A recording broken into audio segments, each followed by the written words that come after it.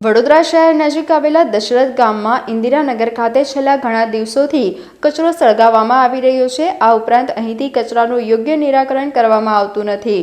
Door to ડોરના કર્મચારીઓ પણ આશરે 10-15 દિવસે કચરો લઈ જતા હોય છે, જેને કારણે સ્થાનિક રહીશો હાલાકીનો ભોગ બનવા પામ્યા છે।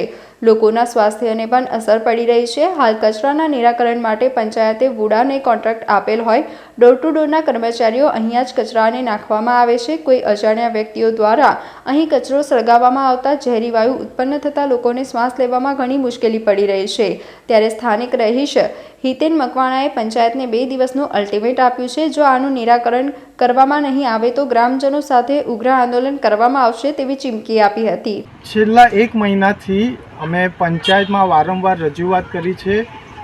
કચરો અહીંયા જે ઠાલવે છે નજીકમાં જ રહેઠાણ વિસ્તાર જે આશરે 10,000ની વસ્તી રહી છે, તે છતાં પણ પંચાયતનું પાણી પેટનું પાણી નથી હલતું કે વુડાવાને વારંવાર રજૂઆત કરી છે, વુડાના કોન્ટ્રાક્ટરોને રજૂઆત કરી છે કે તમે અહીંયા જે કચરો નાખો છો, તમે જોઈ શકો છો કે રોડ ઉપર કચરો આવે છે, પાછળ જે ગાયો એક કચરો વેસ્ટેડ એટલો છે કે પ્લાસ્ટિકને બધું ગાયો ખાઈ રહી છે, તો એ પ્લાસ્ટિકને એ પેટમાં એકઠું થઈને ફૂડ પોઈઝનિંગ થવાની પણ સંભાવના છે। એ જ ગાયોનું દૂધ આપણા રહેઠાણ વિસ્તારો, આપણા જે ગ્રામજનો છે એ લોકોને પીવા માટે આપવા માટે આવે છે।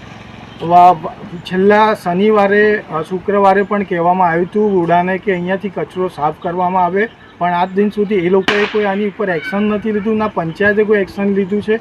રાત્રે આ જ કચરાને બારવામાં આવે છે અને ઝેરી વાયુ ઉત્પન્ન થઈને ગ્રામજનોને આનાથી ઘણી તકલીફ અને શ્વાસનું પ્રોબ્લેમ થાય છે। તો વારંવાર મારે કહેવું છે, આ છેલ્લા 2 દિવસની હું અલ્ટિમેટ આપવા માગું છું જિલ્લા પંચાયત વુડા અને ગ્રામ પંચાયતમાં કે આને સાફ કરીને અને આની જગ્યા બીજે ક્યાંક કરવામાં આવે, યા તો રોજનો આ કચરો અહીંયાથી ઉઠાવવામાં આવે, નહીં તો આના પરથી આંદોલન કરવામાં આવશે।